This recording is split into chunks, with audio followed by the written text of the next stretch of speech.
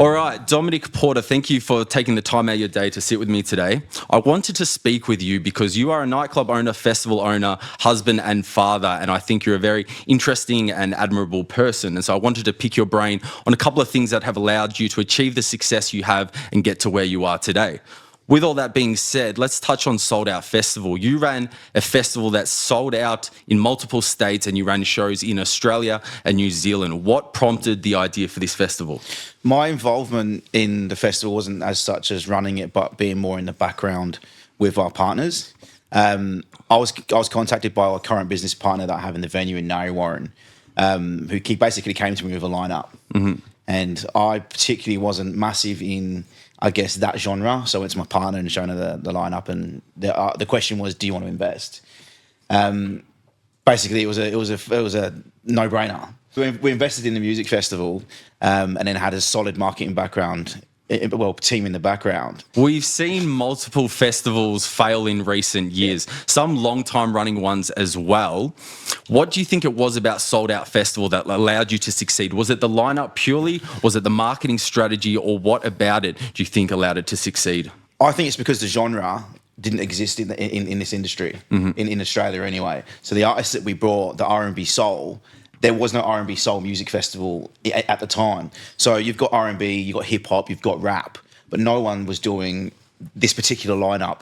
And the guys behind the lineup, I guess, are magicians. They was able to curate a lineup that no one had seen before, and it was almost too good to be true. All the comments on social media was, "This isn't a real lineup. There's no way all those artists are coming. Someone's going to drop out." But we were so sure that we was going to pull this off, and we did. With the support from What's Lively and the marketing and the effort that they put into, I guess, promoting Sold Out was massive. I saw ads for it everywhere. You did a very good job marketing it, and that obviously reflects in the ability to sell out the festivals. I was very impressed with the general public's reaction and response to it as well. Like you just said, they were very happy that those artists were coming over here, especially ones that hadn't been to Australia before. With Soldout Festival, were you able to enjoy the moment while you were running it, or is there so much that goes on behind the scenes that you were too busy thinking about what needs to be in place and what needs to happen, or were you able to take in the moment and enjoy it? To be honest with you, all I've done was take in the moment because there was a solid team running the festival. So I was just there to have fun, to enjoy the acts. It was great for me, obviously, being the first festival that I've been involved in. It was great for me to see how it worked and how it operated and what goes into making a successful festival. Back onto, the artists, and because all the festivals around us at the time, there was two festivals that shut down the day before we released, and they pulled down lineup and they'd already sold tickets. So for us, that was also a positive because there's a festival that's just cancelled, and we're a similar festival just about to launch. Yeah, and then we launched the next day, and the tickets just went.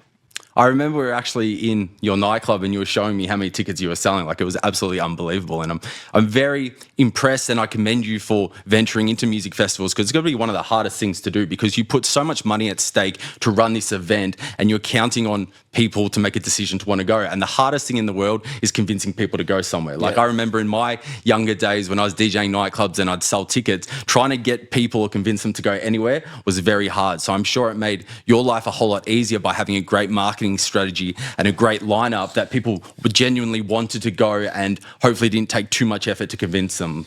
Look, I think people buying tickets to festivals now is a risk. Mm-hmm. Because there's been so many festivals with their headliners drop out last minute, and that's usually the person that someone wants to go and see. Mm-hmm. So, and there's been a history of a track record history of that. Recently in the last couple of years in Australia, especially, where artists are dropping out last minute, people are cancelling their tours, their concerts, and their shows. So when we released this lineup, people had that animosity. Mm-hmm. It's like there's no way we're going to have Party Next Door, Bryson Tiller, Summer Walker, Tinashe, Lucky Day all show up to one festival because these are the artists that most of these artists have never been to Australia before. So I think people took that risk because we put the ticket price at a reasonable price where it's worth to take that risk. We weren't sitting tickets at $400. I think we were $169 for an entry price ticket. So it was able to keep our prices to a reasonable cost, and which allowed us to sell the festival out. Do you have a personal favorite moment from the festival? Is there a moment that when you think about it, you look back and go, wow, that was special? Was there a special act, or was it the fact that you could take your children and your wife with you? What was it that you most enjoyed about being at that festival? Mr. C was playing that R&B song Love. Mm-hmm.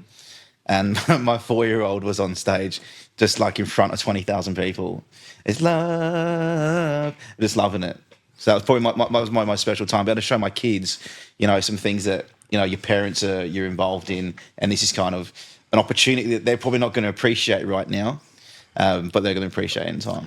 What state or what country do you think had the best crowds for the R&B type of music? Was there one in particular that the crowd just went crazy for them, or were they all pretty consistent across the tour?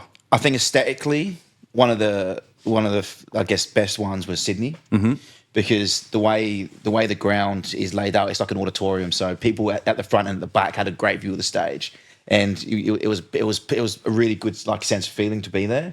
But Melbourne, I believe, because Melbourne's the best anyway. Yeah. Melbourne has the best vibe. Yeah, when I think back onto my younger years, some of my best moments were at music festivals, like whether it was Stereosonic back in the day. When I was a young kid, I do cherish the ability to go out to events like that. And I think that might be lost on the younger generation that don't have as many opportunities like that. So I think when you're able to provide that experience for them, I do think it is important.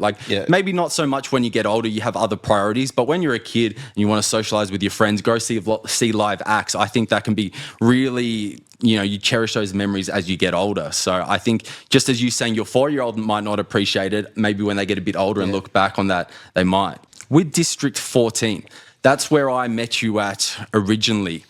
I remember walking into that club and it had a full renovation from what I remember it. And I was very impressed straight away with the attention to detail that had been put into everything in that club. And then obviously when I got to meet you and speak with you, I was like, this is the type of guy that does things properly. He puts a lot of effort into what he does. What was the process of getting involved with District 14, and what made you choose that over maybe other particular nightclubs that you could have got involved with?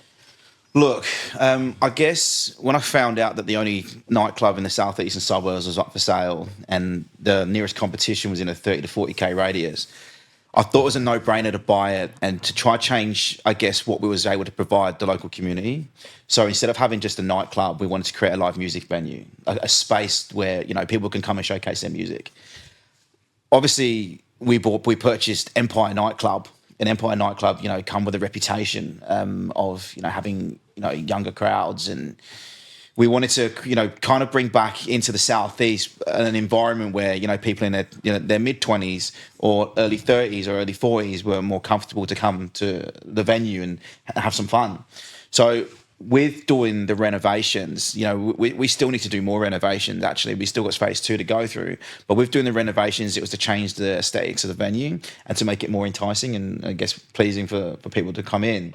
But I think we then needed to change the reputation of the venue. It's all right changing the name to District 14, but were we going to be attracting the same crowds?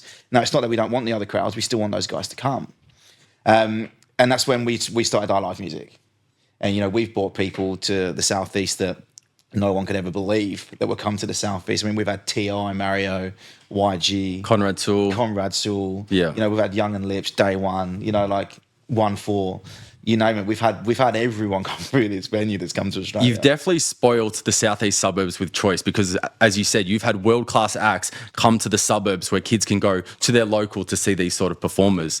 And just touching back on the aesthetics of District 14, one of the best things about the club has got to be the green room, the VIP room. Oh, so, the green-red room. The green-red room. So most people might not have seen it. This room is probably the size of some nightclubs. It's massive. And you've got a TV in there that you can actually see into the main floor of the nightclub and see the DJ playing or whoever is performing. And that must be really cool to, when you host the acts, bring them in there and sort of interact with them and engage and get to know them a little bit.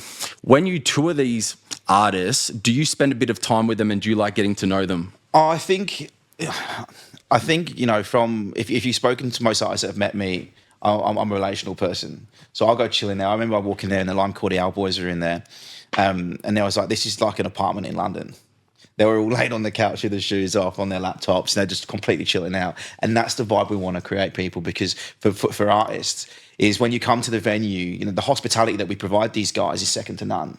And that's the feedback we've always got, is it's friendly, it's welcoming, we want to come back. You know, we've had Angus and Julia Stone, Matt Corby come through the venue. Like, these people have never really played in the southeastern suburbs. And when you hear about, oh, we're going to go be playing at a nightclub, the feedback has been like, this is like a mini concert venue. That's very, sorry to cut you off. That's very important to touch on as well, because I know personally when I play venues, if they look after me, I'm more than wanting to go back and play for them. Yeah. Like, there's been certain venues you'll go and they will give you like 2 drink cards and like maybe 2 frees on the door. But when I come play District 14, I want to bring all my friends because I know we're going to have a great time. It's going to be a heap of fun. And I think that's really important that you touched on that, because I'm sure there are a lot of acts, even if they're bigger, they feel that love from you, that they're going to want to come back and play for you and perform at District 14. And that kind of seems like something that you emit naturally. Like, you are that type of person to be very hospitable. But I definitely agree that providing that environment will get you a great chance for bigger acts, and then most likely them returning as well. Yeah, and they've also supported us to change, I guess, the reputation, the view of the venue, because you know, a lot of them post on their social media. I speak to a lot of the artists now on a personal level, you know, and they've done more shows for me since, because I connect with people, and if you don't have that ability to connect with people, people don't want to come back to your venue. Yeah, relationships are very important, especially in a world where everything is online. Having that human-to-human interaction can take things to the next level. Because yes, you have the ability to message anyone online, and it's a great tool. Like, I can reach out to labels, I can reach out to DJs online, but when you have that human-to-human interaction in person, you make that relationship and you're able to take things to the next level. Yeah. When you're dealing with all different types of performers, so you've had live bands, you have rappers come through, is it difficult to have to cater to their needs or work out what type of personalities, or you're able to stay yourself amongst those different environments? Well, I call it fangirling. There's not many people that I fangirl over. So I don't walk into the green room and go, oh my God, why G's in the green room? You know, like, everyone's a human being. Yeah. And it's also down to them to stay humble and to remember that, you know, you can be an artist, but you can also be interpersonal with people. Yeah. You know, and I haven't experienced much of people not wanting to have a conversation with me or not being engaging. I completely agree, because I've met a lot of acts as well, and for the most part, they are happy to chat. They're pretty humble, and they'll give you a bit of time of the day.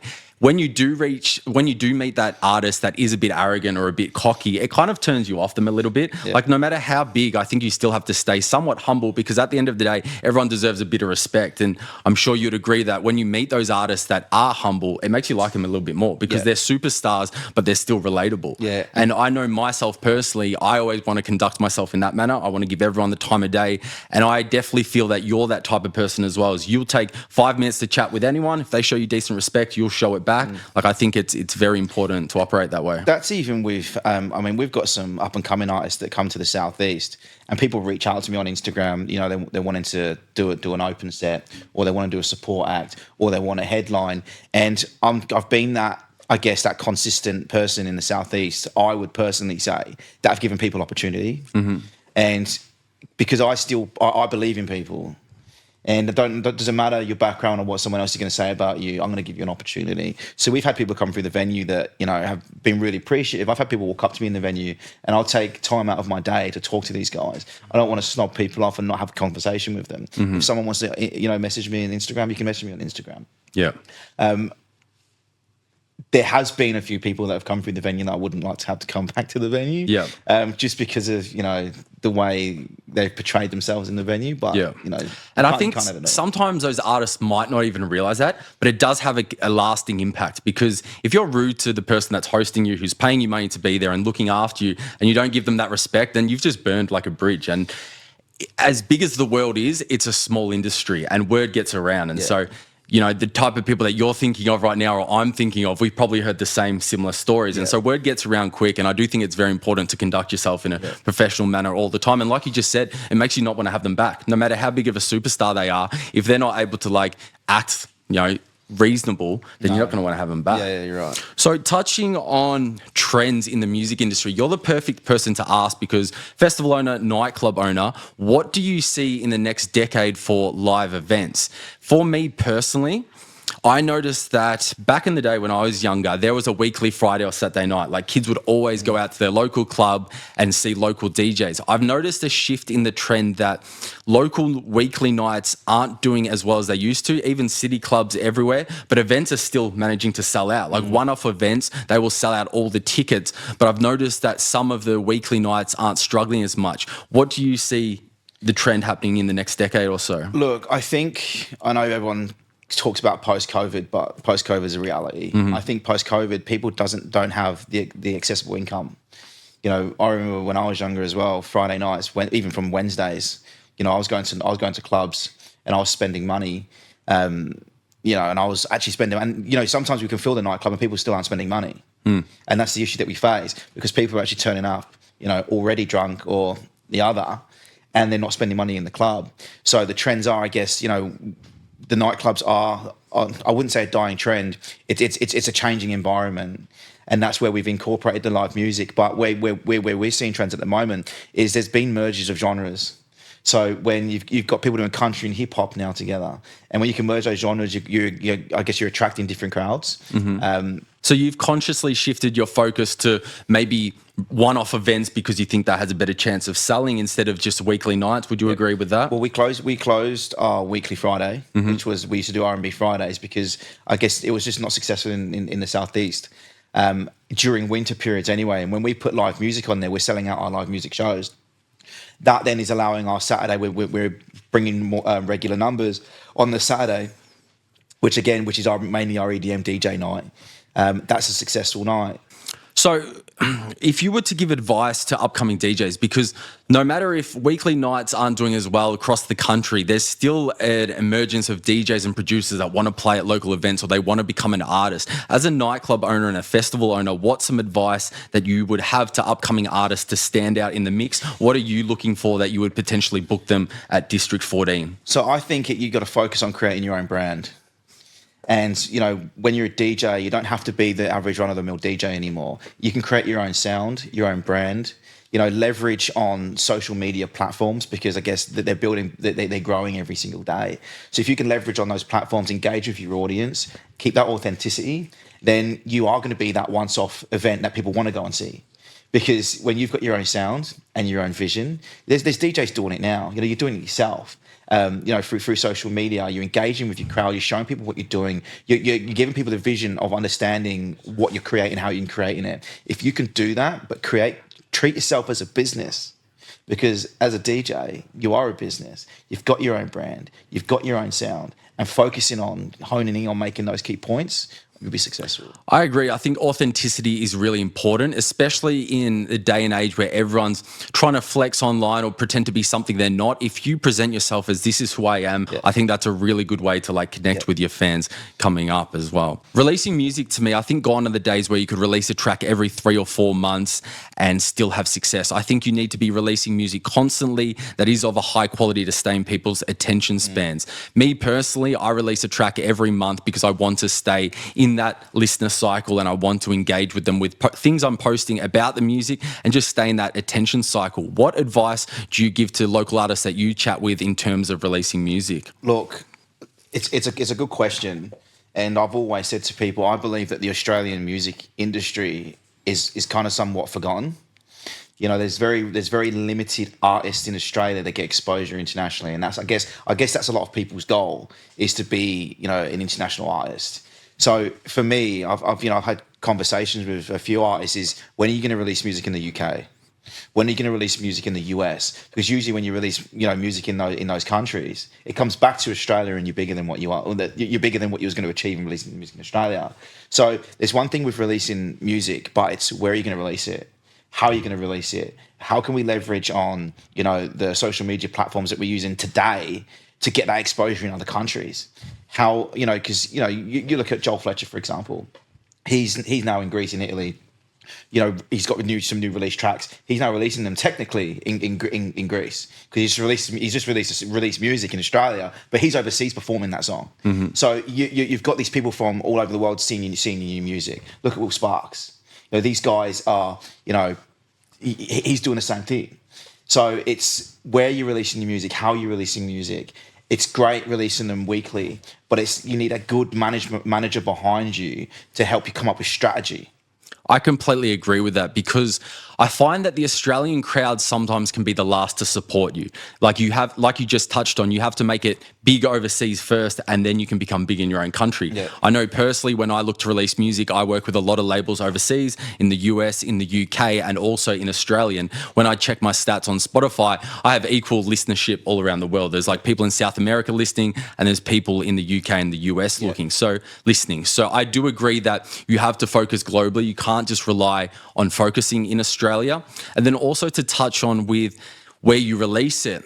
We both know songs that have blown up on TikTok and gone crazy, but sometimes you don't see those artists follow it up. They might have one massive track, but then that's all they have. Yep. I think building a long-term listener base and building that consistency with your fan base is important, because you don't just want to have one track that blows up and then you've got nothing to back it up. You want to be able to consistently create music and release music that matches your style and your brand. Yep. And so going back to that, I think it is important to hone on your craft, become an expert at producing music. If we're giving advice to producers, become an expert at your craft and have a strategy and a plan in place so that you can release music in the long term and not just have one blow up but then have nothing to back it up with. What some of the biggest challenges or difficulties with running a nightclub? I guess the biggest challenges is the groups and the crowds that you attract, especially in the southeastern suburbs. You've got different postcodes, different rules, different postcodes, different groups.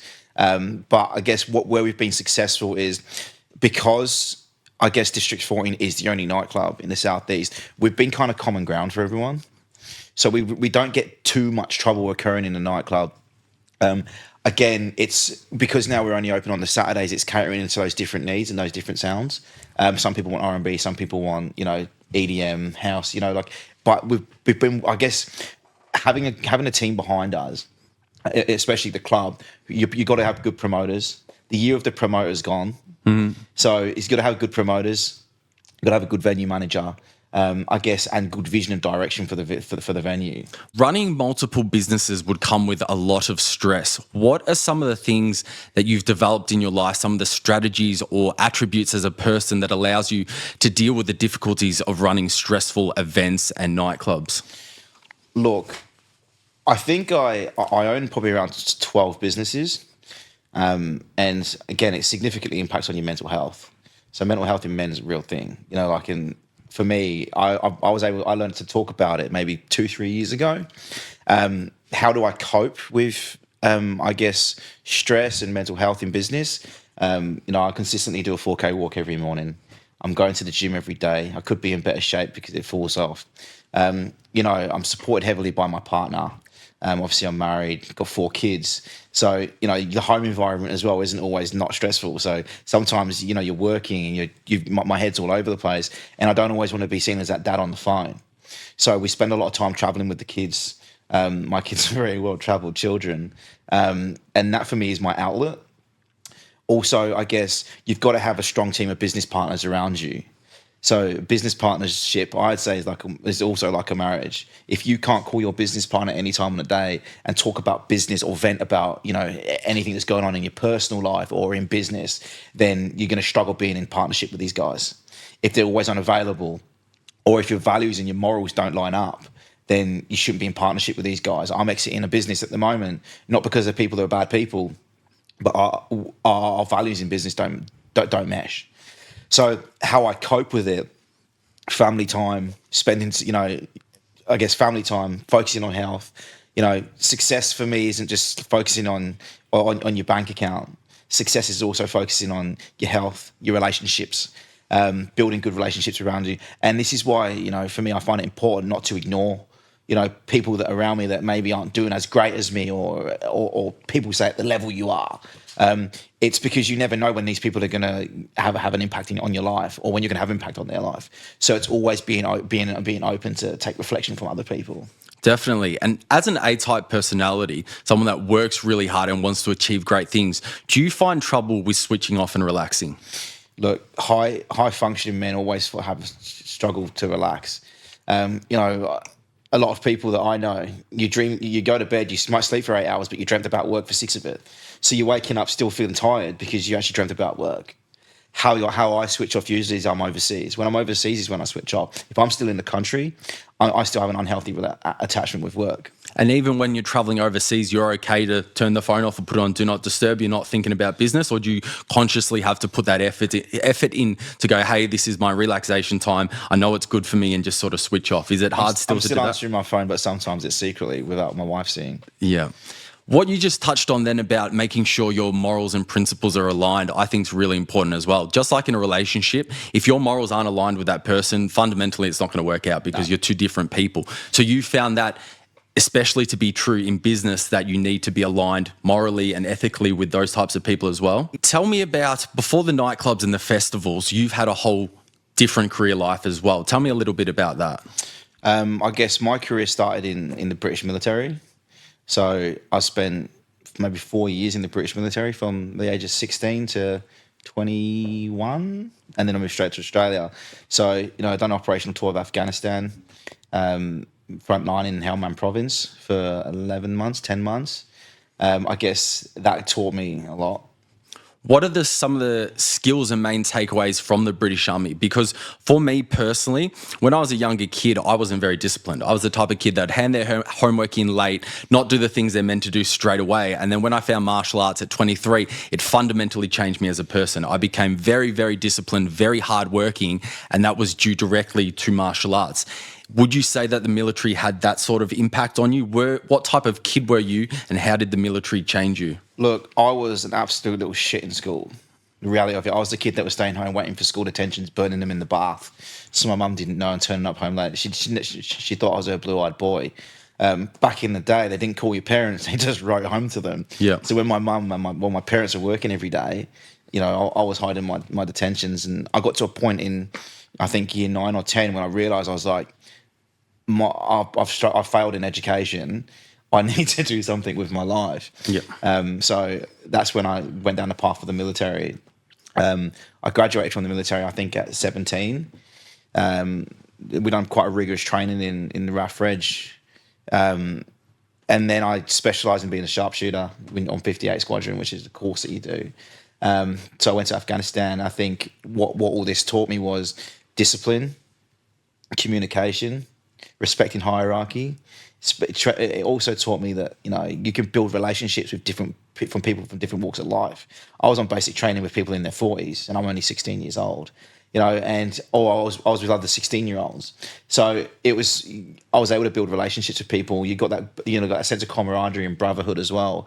And I try incorporate that in my everyday life when I have friends around me, and that's why I'm very selective with my friends. So don't get me wrong, I have lots of acquaintances, but the people that I look at and go, I can trust and rely on you, is another thing.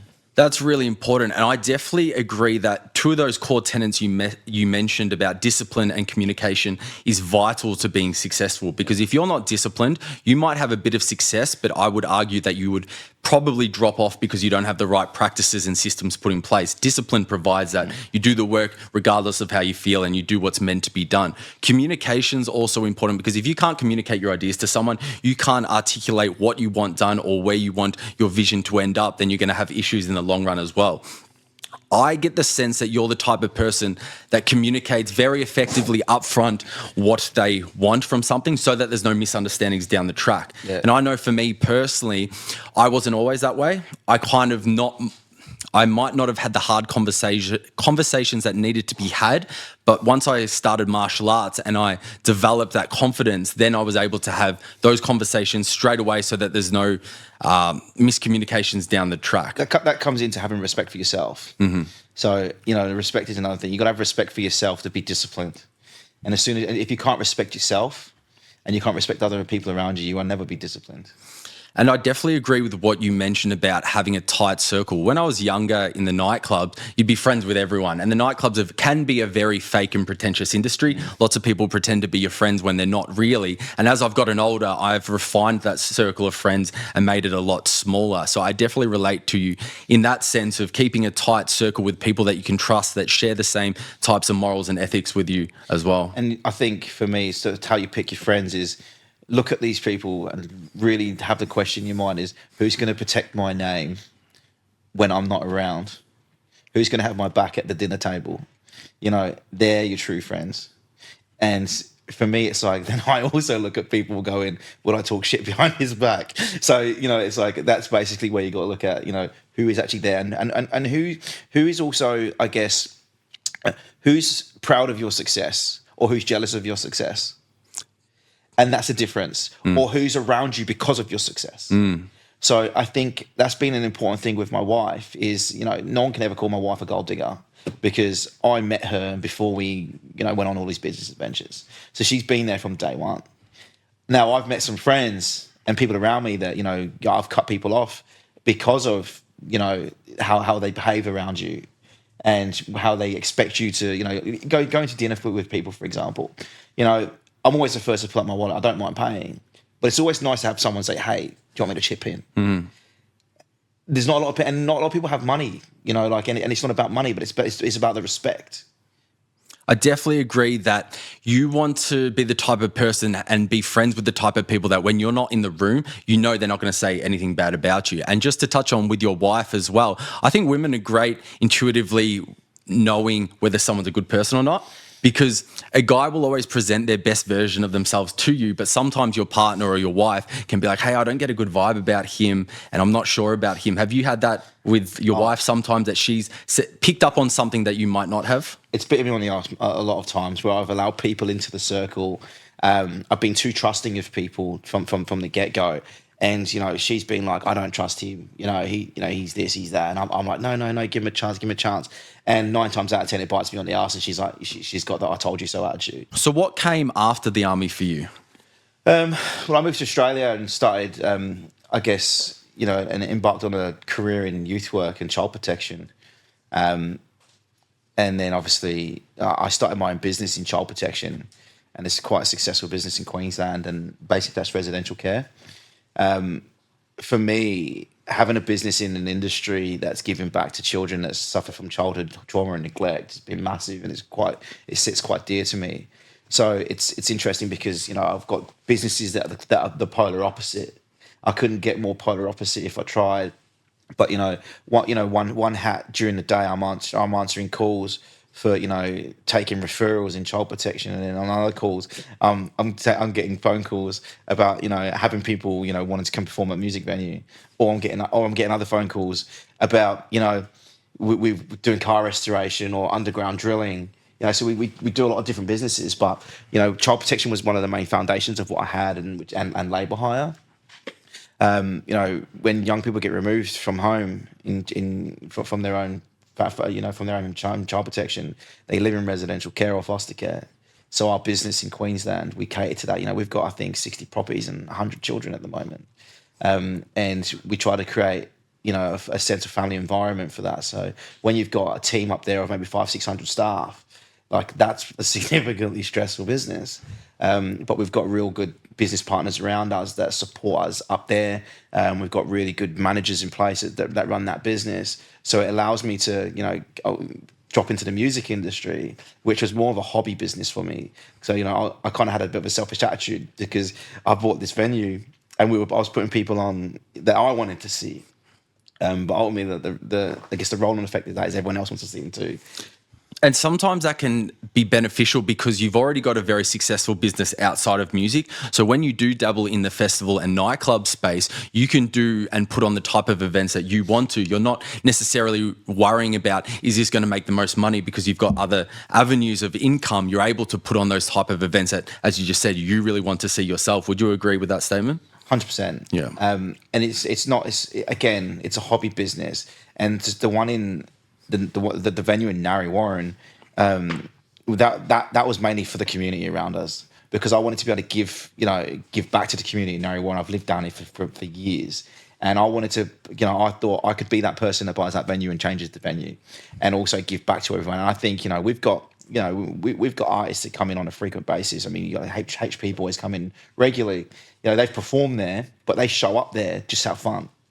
So, it's a great environment. And that goes to the culture and the environment you've created that people genuinely want to be there. And I think that's very impressive because, touching back personally, there's places that, I'll get paid to go there, but if you're not paying me, I'm probably not going to show up. But District, I've been down there multiple times when I'm not playing because I love the environment you've created. And I really commend you for what you've done with that nightclub and for the local scene there. So I think that's very, very impressive. And that speaks to the relationship that we have, though. Mm-hmm.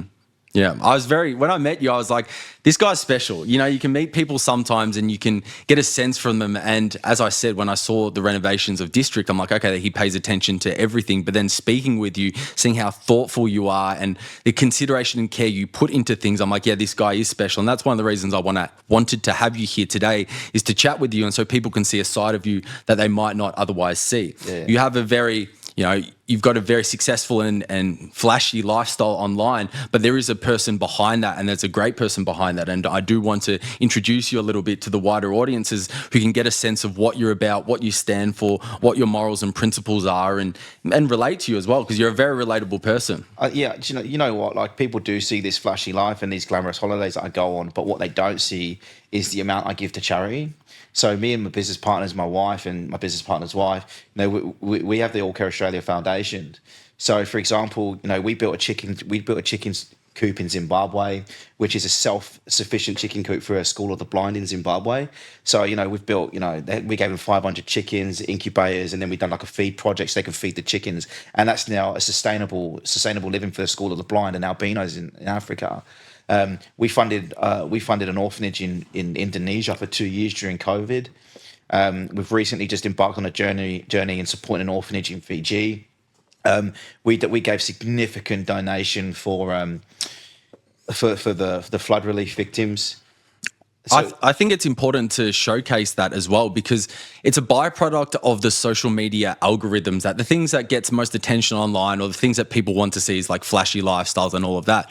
But I really admire the charity work that you and your wife do. And I think it's important to tell that as well, because I think the next level of fulfillment comes from helping others. Once you're able to take care of yourself, take care of your loved ones and those around you, that next level of fulfillment comes from helping others. I know myself personally, I like to help upcoming DJs and producers because I wish there was that type of person in my life when I was younger who was there to give me advice and help me out. And I can definitely see that in you, that you're trying to help others around you and get fulfillment from those charities that you're involved with. I think it's helping others, but also help you stay grounded. So you're helping yourself. And I know that sounds somewhat selfish, but it's great making money and it's great having fun with your family. But it's also, how do I keep my family grounded? How do I keep people around me grounded? So, for example, we took our 4-year-old, me and my wife took our 4-year-old to Transit Kitchen in Narre Warren. So we provide, a lump sum of money there monthly, and it feeds 3,000 families weekly. So that's in the southeastern suburbs. No one knows that I do that. But I wanted to take my 4-year-old there. They know I do that, but none of the community know I do that, because we don't boast about it on social media. We don't, people don't need to know that. We contribute funds monthly to a toy shop, and those funds, I'm not going to name where it is or who's doing it, but those funds will, at Christmas, pay everyone's lay-bys off. So, and we've done that for a long time. And I know some people post out on social media that they're doing that, but we've been doing it for years. So, but we just don't tell people that we do that stuff. Yeah. And it's okay if it's selfish, because I know I feel good when I help other people, and that's okay. As you said, if it keeps you grounded and helps you out, you're still helping other people at the end of the day, but it does help you personally, and I definitely agree and relate with that. Have you always been an entrepreneur, or is this something that's evolved over your life? Have you always been the type of person that wanted to embark on these businesses? And have you been the type of person that wasn't able or wanting to work for a company and you wanted to do things yourself? I think since I left the military, I never wanted a boss again. Being told what time to get up in the morning, being told to train, being told what I can and can't eat, being told you're going to war, being told, I didn't want a boss again. Now, don't get me wrong, I was probably in better shape than I am now because I was getting made to train and I got trained. The only boss I have now realistically is my wife. And, she tells me sometimes what I can and can't eat, but she doesn't tell me how to, when I have to get up in the morning. Yeah. So I think that naturally pushed me into trying to start my own businesses. Now, why have I gone down so many different directions? I don't know. I get moaned at about it all the time. An opportunity comes across my desk, or I talk to someone different, and all of a sudden we're doing underground horizontal directional drilling all around Melbourne. and then we're working in child protection, and we've got music, and we've got nightclubs. So it's like I go down all these different avenues because one, I like to support other people's visions and ideas, but also I've been able to have the ability to get businesses to a point where they're self-managed, and then all of a sudden I find myself at a loose end because I've got nothing to do. So then I embark on another adventure. I think that's a very impressive skill that you can get those businesses to that level that they manage themselves. Like that's something that you should be really proud of. Like running businesses is a hard thing. My parents run a business and I see how hard they work at it. So the fact that you're able to do this with multiple endeavors, I think is commendable. Like it's really impressive. And that comes down to business partners, the managers you have in place, the support from your family. So it depends, what business it is to what it needs. But I mean, we get there in the end. Talking about your time in the military, I believe that sometimes knowing what you don't want is almost as important as knowing what you want. It sounds like going through the military made you realize that, okay, I don't want a boss, and so this is something I definitely don't want to do. So I definitely believe that sometimes having experiences where you go, this is not the avenue I want to go down, can also shape and shift your life in the direction that you do want it to go down. You're right, but that's not just the military experience either. Like we've had businesses, don't get me wrong, that have not done well, and they've failed. They've failed businesses. We've had business partnership breakdowns in pretty significant sized businesses, and whilst those experiences are shitty, you learn and grow from them. Because that's failing forward. Mm-hmm. So if you don't have those experiences of where you don't want to be in life, then how do you know where you don't want to be in life? So I think you've got to have those shitty experiences to make yourself a better businessman, a better family man. Everyone's had those shitty experiences with your partner where, you've had like a real bad argument and you've not spoken to each other for weeks, and then you realise that's where I don't want to be. Yeah. So, again, going down, some people have gone down drug and alcohol routes, and you hit rock bottom. Then you realise where you don't want to be. Yep. So you have to hit those areas to, I guess, to improve and succeed. But not everyone can learn from those mistakes. So yeah, sometimes you have to have something that you're running away from almost as much as something you're running towards. Yeah. And sometimes in life, people might not know what they want to run towards, but if they have something they know they definitely don't want to be, that's almost better than nothing. Yeah. So that's interesting to hear you talk about that. Touching on businesses and being an entrepreneur, you have successful businesses, but as you just mentioned, some have not gone so well. I think a core and key principle of being an entrepreneur is the ability to not get knocked down, and get back up. Like I think that's very important, that you can take a hit and go, hey, this didn't work out, but I'm still going to try again. Have there been moments in your life where those businesses haven't gone so well? Have you questioned yourself, and how did you pick yourself back up after that? Look, I was in a business partnership with someone maybe 6 years ago, and the partnership broke down as a breakdown in relationship, basically. We were accusing each other of different things, but most of the accusations weren't true. It was just a relationship breakdown. Now, I lost everything and had to start again. And, that's the time of my life, where you freak out. You go down bad paths. I lost everything and I had to start again. So, that was when, 24 hours a day, sat at my breakfast bar at home on the laptop, just trying to come up with ideas and trying to create businesses. And you get to a point where you do have that break and it becomes successful, but it takes that, I guess that takes a toll on your mental health. That takes a toll on your relationships. That takes a toll on, I guess, your day-to-day life, because you hit rock bottom and I had failed businesses. I'm like, what do I do now?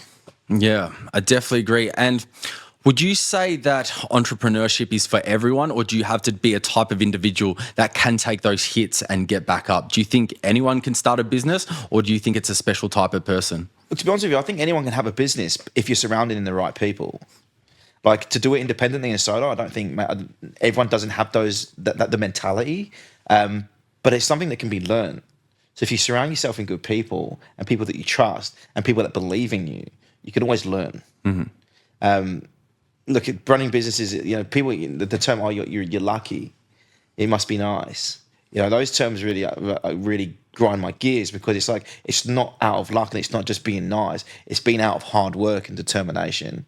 So if people have those values and that drive, everyone can be successful in their own right. But you don't, again, like I say to you, you don't have to, I guess, to measure your success from finance. Yeah, I think that's really important to hear it come out of your mouth as well, because that term must be lucky, must be nice does get thrown around. And in a period where everyone wants immediate gratification, like people want to do something and have a result straight away, they don't realize the years that goes into becoming successful. Like there's a lot of up and downs in becoming successful, and the things you learn along the way, that it does take a long time. And if you're not someone that can wait a long time for a result, then maybe it's not for you. But if you think you've got that mentality that, yeah, I can take a couple of hits, but I know what my vision is, I know what I want, then maybe entrepreneurship is the type of thing for you. Yeah. What are your greatest strengths in business? I believe that you should hone in and focus on things that you're really good and strong at, and outsource other areas where you might need help. What do you think your strengths in business are? I think personally, my greatest strength is being able to connect with people. You know, everyone I meet from all walks of life, I give them a time of day. So connection with people and relationships is, I've driven that through every single business I have, is building a good relationship with people.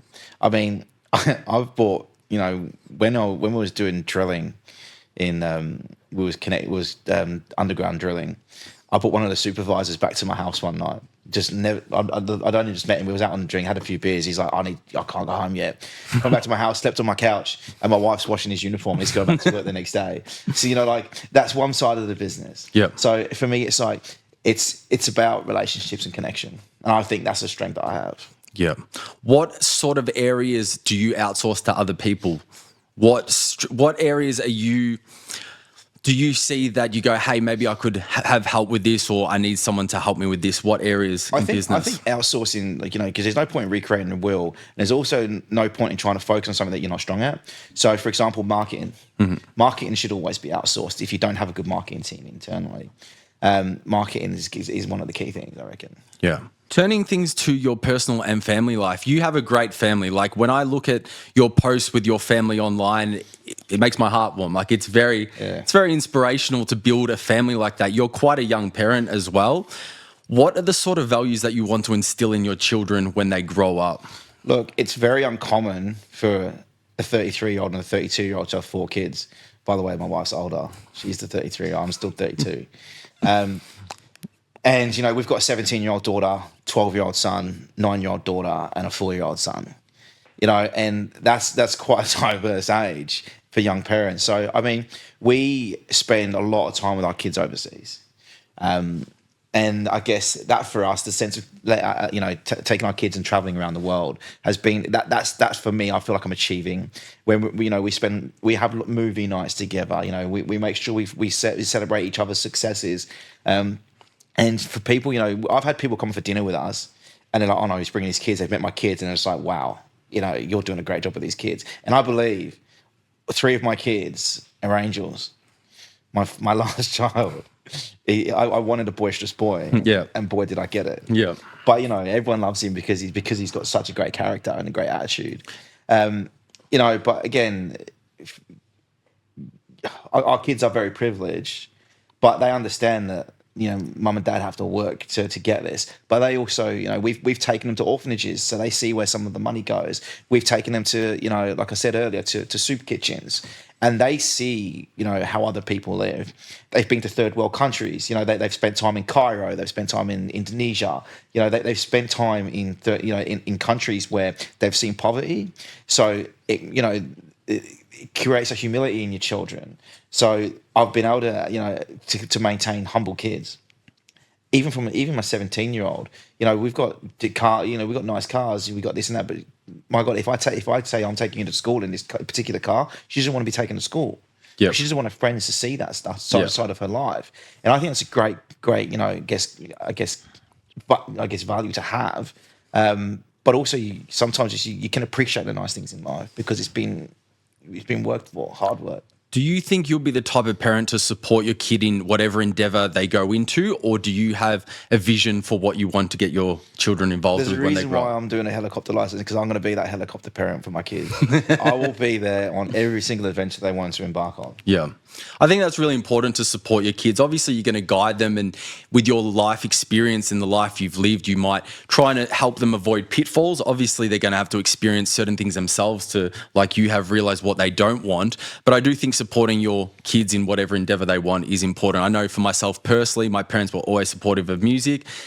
It's what I've wanted to do since a young age. I've wanted to be a music producer and a world-renowned DJ, and I really value and grateful them for being supportive the whole time. I can't relate to having parents that weren't supportive, and I'm sure there's stories where people have had that and it hasn't worked out for them in that regard. So it's nice to hear that you're going to support them in whatever they want to do. Look, yeah, you're right.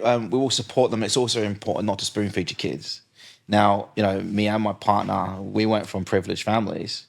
And that's, I got called a silver spoon boy once, when I was here by a friend. And I was like, if only you knew, my family struggled to make ends meet my whole childhood. And I'm trying to create, whilst I didn't have terrible parents, I'm trying to create for my children the opposite to what I had. Mm-hmm. And that's, to be a more loving parent, to be giving, but also to be given to others. And for your kids to be more inclusive in your life. Our kids are sometimes like our friends. We're all now learning to snowboard and ski together. Yeah. So, touching on the relationship with your wife, you have a very beautiful marriage. I think it's something that most people would aspire to have a relationship like you do with your wife. What are the characteristics that you see in your wife that you admire about her, and what advice would you give to someone looking to find a long-term partner to create the marriage that you have? Look, I think she's been quite resilient. So I've not been the easiest person to I guess, be around and live with. But to get to the point where we are today, and we're still not perfect. I don't believe in there being a perfect relationship. It takes years to understand each other. It takes a long time. It takes the arguments. It takes the separations. So we've gone through a lot of adversity to get to where we are, and we still go through our issues. But I guess it's been important for us to, we've both had a sole focus on raising children and being a solid, tight-knit family. So it's not easy, but you'll get there. So motherly qualities, someone that's loving, nurturing, caring, those sort of qualities you see in your wife and that you would... Oh, she's a great mum. Yeah. And my children absolutely idolise her. Yeah. And I guess I wouldn't be able to do what I've done in business if she wasn't doing the family stuff. It also sounds like you're describing the type of relationship with someone who's there for you when you're down, someone that can be like, hey, I'm in your corner, I support you fully, so that when the times are good, you remember those times that she was there for you when things weren't so great. Yeah, sometimes, but sometimes it's like, suck it up, princess. Get on with it. Sometimes you need a girl like that or a woman like that to tell you, be like... Stop being a bitch. Yeah.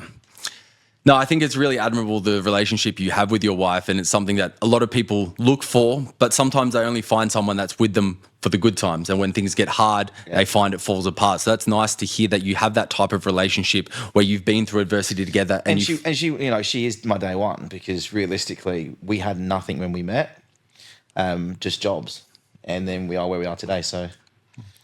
Do you spend a lot of time reflecting on the choices in your life, or do you not find that to be beneficial at all? Look, I reflect on a lot of choices, but there's no point beating myself up about it, because you can't change the choices you've already made.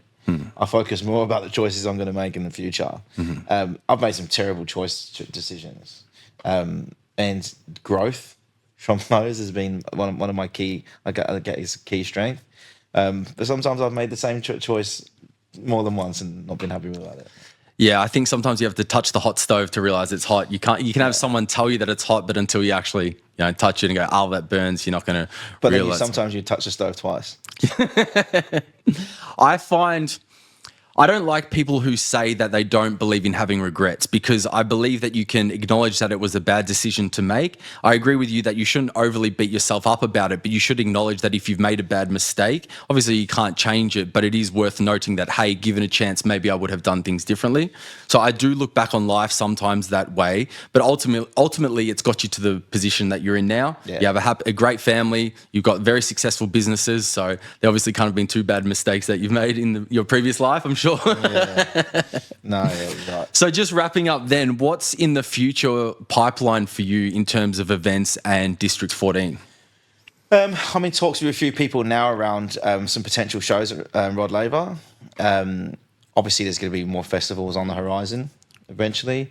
We're looking at another venue in the city. We'll put an offer in on a venue in the city Wednesday this week. Can't tell you what it is yet. You tell me off camera. I might tell you off camera. Yeah, so I guess I want to do some more stuff overseas in the music industry at the moment. Okay. If you could bring any act to Australia for your personal satisfaction, what artist would you bring, or who would you like to see perform at one of your venues or events? Chris Brown. Chris Brown. He hasn't been to Australia in a while, has No, he? he can't come. Well, if there's anyone that can bring him to Australia, I'm sure you're the man that would be able to do it. And lastly, if you were to give advice to your younger self, what's one piece of advice that you would give? Be more wary of who I trust. Slow down, but always trust in the process. That's deep. I like that. All right, Mr. Dominic Porter, thank you very much for sitting down with me today. I really appreciate your time. It's been a great chat, been some nuggets of info and information there that people can take and apply to their own lives. So thank you very much for your time, mate. Cheers. And Cody, do we have that bottle that we're going to give Dom as a present? All right, Dom, as a token to say thank you very much for coming down today, we've got you a very nice bottle of Johnny Walker. Thank you so much. Thank you. Really appreciate your time, man. You're a very busy person and your time is valuable, so I really appreciate it. Thank you, brother. Cheers. Catch you everyone on the next one.